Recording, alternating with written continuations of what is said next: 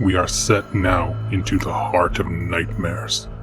For ages uncounted, this canker has festered across the face of the universe, extinguishing hope from lands once claimed by our people. This war will be long. There will be suffering, and there will be anguish, for we set ourselves against the very legions of hell.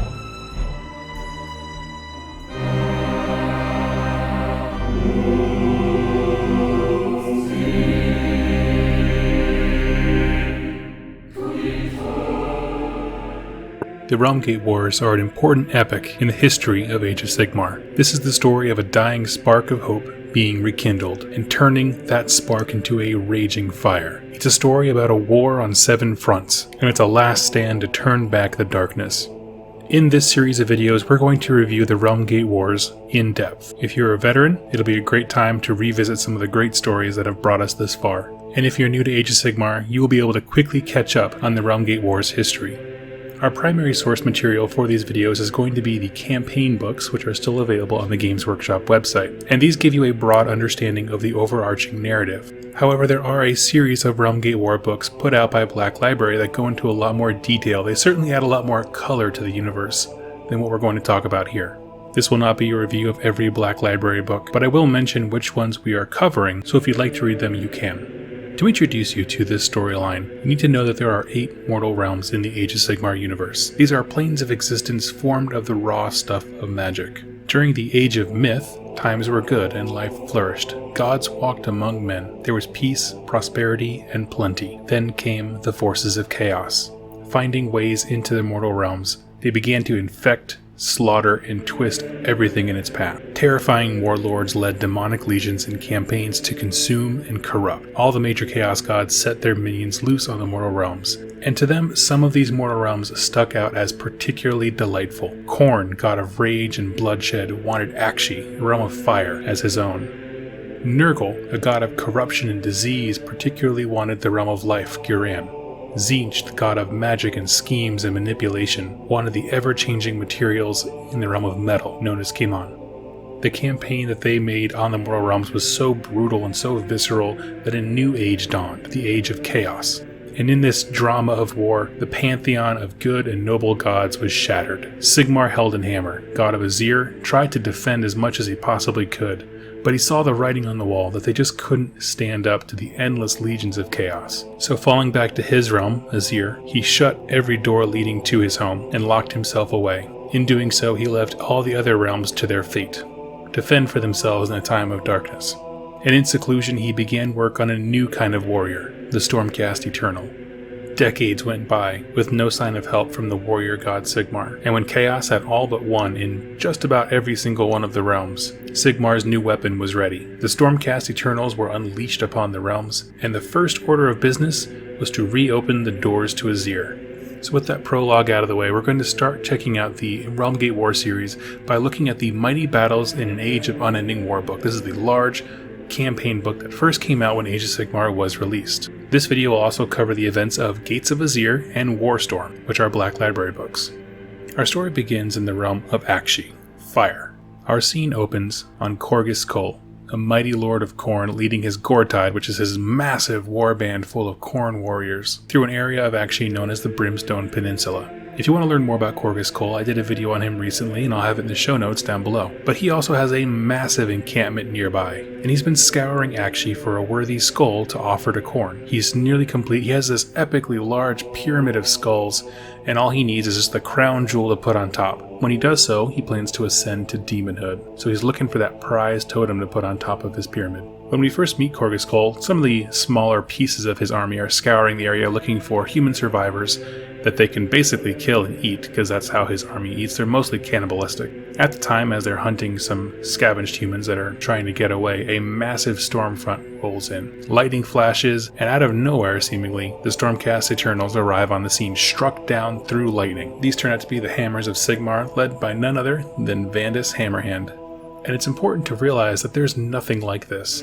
The armies of men have been scattered. They've been absolutely shattered to the winds. So for these massive armed soldiers to pop down in the middle of an encampment, there's just nothing quite to compare to. The Khorne warbands have seen nothing like them. So immediately, as you can imagine, the Blood Reavers forget about the people and they start getting a huge interest in killing these new combatants who just entered the realms. Now, the Stormcast didn't show up just to kill Khorne warriors.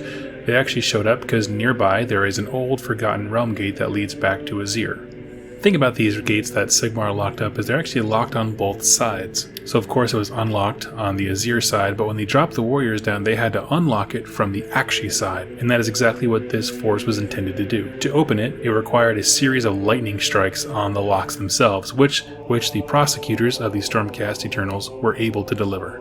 Now, of course, all the lightning and the sound and the rumbles of thunder alerts the entire Khorne army encamped nearby. They forget about the human prey, and of course, as Korghos Khul looks upon this new enemy he's found, he looks at the leader of Vandus and finally sees a worthy skull to put on the top of his big pyramid. He sees the prize he needs, which fills him both with rage because there's an enemy stomping on his territory, but also sincere gratitude that his lord has sent him a worthy opponent. What ensues then is a massive battle to open the gate to Azyr. The Stormcast had an element of surprise, and that was frankly too good of an advantage. The gate was opened, and thousands of Stormcast Eternals came out. During the little combat, Vandus was able to strike Korghos down, knock him unconscious, but didn't actually get a chance to kill him. Korghos was knocked down unconscious into a big pile of dead guys, and right as Vandus was about to deliver the killing blow, his eyes glossed over and he had a vision. Vandus is a character who we'll dive into at some point on this channel who frequently has these sort of prophetic visions. And in this vision, he saw another realm gate, one that they were not intended to open. It was oozing dark energy and it was just infused with the power of Khorne. And in that moment, Vandus knew that he needed to close that gate. He wasn't sent to do it specifically, but he personally knew that he needed to close that gate. But by the time he snapped out of his vision, the battle had moved and shifted to where he no longer could get to Korghos Khul. Once that battle had ended, Vandus tries to rally all the other storm hosts that had landed nearby and go for this new gate that he had in his vision. It's called the Gate of Wrath. Now it's important to note here that their mission was to come down, open the gates that they were assigned to open, and pretty much hold the line, just stay there until reinforcements arrived to take over for them. But Vandus sees an opportunity since he just knocked out the warlord, not sure where he is, he assumes he's dead, can't prove it, thinks that this is the perfect time to strike. We're not going to rest here, we're just going to open the door and pretty much go straight for the Gate of Wrath. Along with his second in command, Ionis Cryptborn, Vandus splits his forces, he takes half of the army, Ionis takes the other half, and they make their way to the Gates of Wrath. Now, well after the battle, Korghos wakes up from his unconscious stupor and makes his way back to his camp. Now, there's a several-day interval between when the Stormcast initially opened the door and they had to get their forces together, rally them up, and make a plan. So Korghos had plenty of time to move straight north, knowing the area much better than they did, and make his way back to his home base, which was nearby. When he arrives, he sees a whole bunch of Blood Reavers sitting around, cooking dinner, just camping basically, and he gets full of rage because no one's going after the Golden Army that just dropped out of the sky. And he promptly slaughters a whole bunch of his own men. We're talking at least 100 Blood Reavers. But he does it for a reason, because as their blood seeks into the ground at the base of this realm gate, the Gate of Wrath, demons start pouring up from the ground. Not just any demons, we're talking blood crushers of Khorne, the demons riding the huge mechanical mounts. And he sends these guys after Ionis. He knows the forces have been split, he's able to evaluate what's happening, and he sends the demonic forces to go tie up one half of the army. He will remain at the gate, knowing that Vandus will come to him. Now, Warstorm covers the details of this maneuver here pretty well, so I won't go into too much detail. If you'd like to know about it, you may. Just read that book. But Ionis meets these demons head-on, separated from Vandus. They're able to tackle it and win, just barely, and Vandus, rather unmolested, makes his way over to the Gate of Wrath. Now, when both of these forces converge on the gate itself, this entire fortress that Korghos Khul had set up around there, it is a massive, epic battle. It's got demons, it's got Khorne mortals known as Khorne Bloodbound, it's got Stormcast Eternals of all different flavors shooting out of the sky. Korghos Khul manages to kill a Stormcast Eternal. He has a axe that is unique, so that when a Stormcast is killed by it, it doesn't shoot back to Azyr, able to cut the head off of a lieutenant, essentially, and begins climbing that pyramid. Knowing that when he reaches the top, he ascends the demonhood. Vandus at the bottom calls him out. He names him as a coward, which of course, if you're on your way to please Khorne, you can't leave that kind of challenge unanswered. So he promptly tosses the Stormcast head that he retrieved, slides down the Pyramid of Skulls, and faces Vandus man to man. And this is actually one of the coolest fights that has been written. It is in Warstorm. I do suggest reading that book. But it does a great job of showing the fact that Stormcast are not all powerful. They are not invincible, because Korghos Khul kicks his butt. He absolutely mashes up Kalanax, the Dracoth that Vandus rides. His Khorne Fleshhound is able to basically subdue Kalanax, and in a one-on-one fight, Vandus is knocked back onto his knees, struggling to get on his feet. It's so bad, in fact, that Vandus backs his way up to the Gate of Wrath, standing at the bottom of this incredibly evil, foreboding presence that's just pouring demonic energies and chaos into the realm. Knowing that he can't beat Korgus Kull, he looks up to the heavens and cries out that Sigmar would strike his servant down, and with that, a colossal lightning bolt comes out of the sky and strikes Vandus, basically using him as a lightning rod, but in the process of doing so, it hits the gate, destroys and topples the entire thing. So this is a massive gate. Rock everywhere, lots of guys are dead. But when the dust settles, Korgus Kull is looking around the battlefield and cannot find Vandus. And at this point, he has lost everything. His Pyramid of Skulls has been destroyed by the aftermath. The gate that he was protecting is gone, so his demonic reinforcements are stinted. The towers that he had built around this thing are all torn down, and this becomes the first blow against chaos that Sigmar was able to manage. We transition now over to the Realm of Life, Ghyran, and this is the realm that Nurgle wanted for himself. And after the Chaos forces had busted into the mortal realms, Nurgle had sent waves and waves of Chaos warbands into Ghyran to corrupt and decay it, and really just destroy the Sylvaneth and any survivors they could find. Now the first Stormcast Eternals that entered Ghyran were a bunch of Knight Zeros. These are the flying guys, really. And they were sent to, first of all, scout the area, find good passageways and tactical areas. They were sent primarily to act as scouts, to find important locations, scout the area, gather intelligence, as well as find some Sylvaneth and ally with them. And simultaneously, Sigmar drops multiple storm hosts onto several realm gates in Ghyran.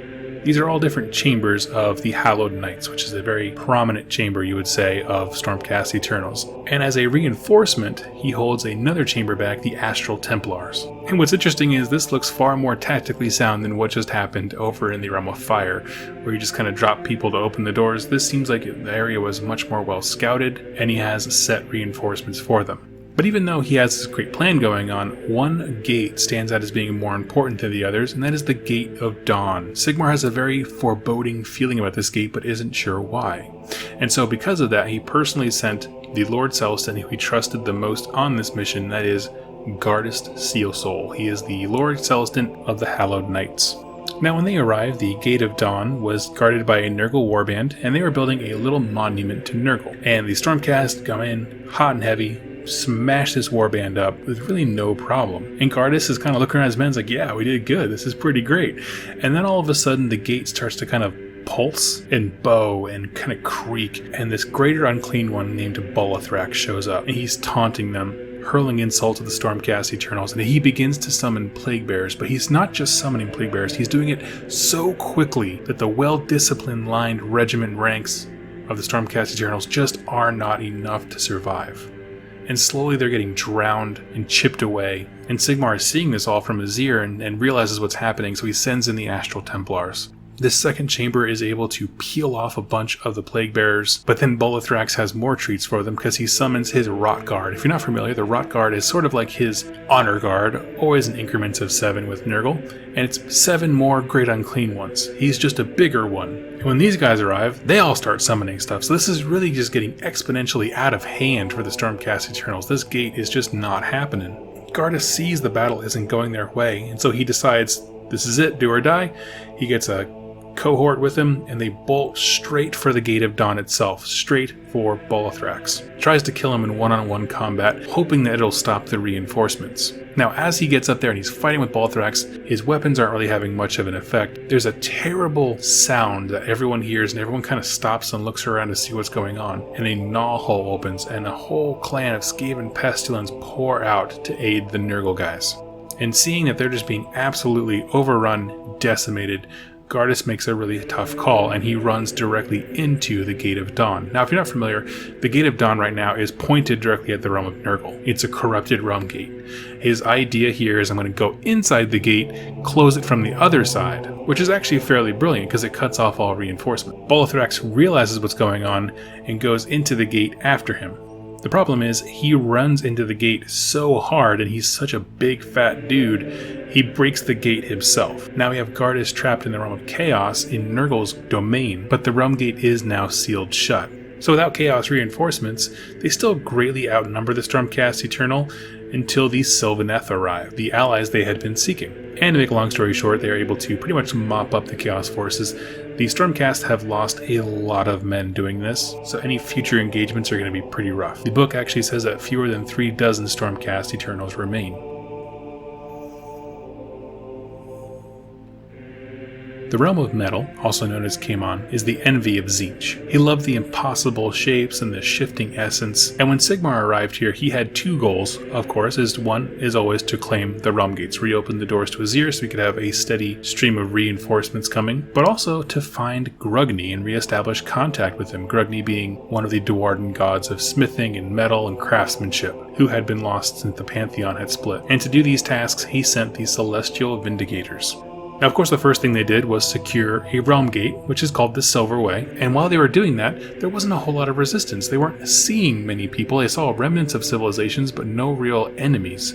As soon as they get the realm gate, they're scouting around the area, and a huge Chaos warband comes at them. This warband is led by a Tzeentch sorcerer known as Efrix, and even though his army is repulsed and they're pushed back and the realm gate's secure, now the Stormcast know they're being hunted. They're being watched. So rather than just sitting there and waiting for Efrix to come up with a better plan, they're like, no, we repelled him, we have to go and hunt him and figure out what's going on. At this point, it's important to note that Efrix is a chaos sorcerer of Tzeentch who has a third eye. He's able to kind of perceive prophecy events and have more understanding than other people would. And he sees the coming of the Stormcast Eternals as a blessing, really, not because he was looking for a worthy opponent like Corvus Cole was, but because of how they function. When they die, they turn into energy, and energy can be trapped and harnessed. So we'll see here he has kind of a devious plan, because as these Celestial Vindicators move towards the direction where Efrix had fled, they find this very ornate eldritch fortress. It's a very strange structure. It's all made of different metals that are kind of warped together. It seems to be made of skulls that are of strange materials, different kinds of copper and bronze and silver and all that. What they don't know is that this fortress is built around a mysterious artifact, a strange power source that is just like a giant nuclear reactor, to put it into some kind of terms that we would understand. And this fortress was made out of these strange materials as a way of filtering and containing the power that this artifact is giving off. Efrix is trying to create a giant ritual. He wants to simultaneously turn every realm gate in the realm of metal to face Tzeentch's part of the Chaos realm. Rather than doing gate by gate like Khorne and Nurgle are doing in their stories, he wants to do them all at once, but that's going to require a lot of power. So he has this strange artifact that we don't really know much about it, but it's not enough power, and so when he sees these lightning men, these guys who are basically living batteries, he thinks, I can take that power and use it for my ritual. And so he sees the Stormcast as a means to an end, not just an enemy. So these Celestial Vindicators come at this fortress in mass. And there's a really great fight scene. It's actually one of my favorites. There's lots of Tzeentch magic and sorcery and mutations, and all the power that's going off, all the lightning bolts and stuff. When people should be going back to Azyr, they're not. They're getting sucked into the walls of this fort.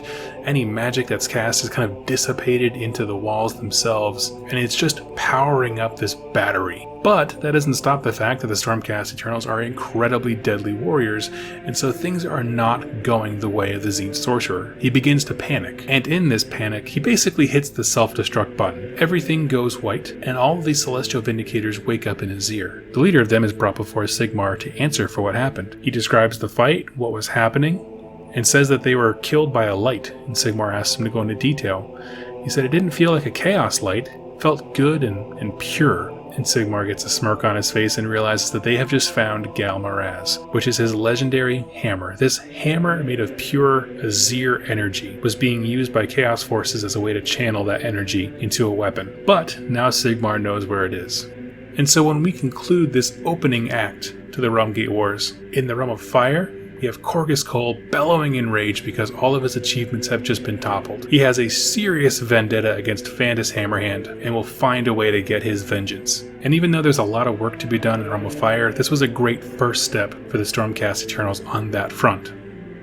Moving over to the Realm of Life, Gardas is now trapped and running for his life in the Realm of Nurgle. The Stormcast forces there are cut down to a very minimal amount of strength, but now that the Gate of Dawn has been shut, they move on to secondary objectives, which we'll talk about in the next book. And in the Realm of Metal, Galmaraz, which is one of the most legendary artifacts of the Stormcast Eternals, has been located, and so that's going to dictate the war effort going forward. Overall, it's been a very successful opening act for Sigmar's plan of rekindling the realms. He's got a great foothold in each of these realms. He's located something that was long since lost, Galmaraz, and has started his attempts to reclaim and kind of put back together the Pantheon with finding Alariel in the Realm of Life and also trying to find Grugni in the Realm of Metal. So folks, tune in tomorrow and we'll continue the story of the Realmgate Wars. Thank you all so much for watching, and happy wargaming.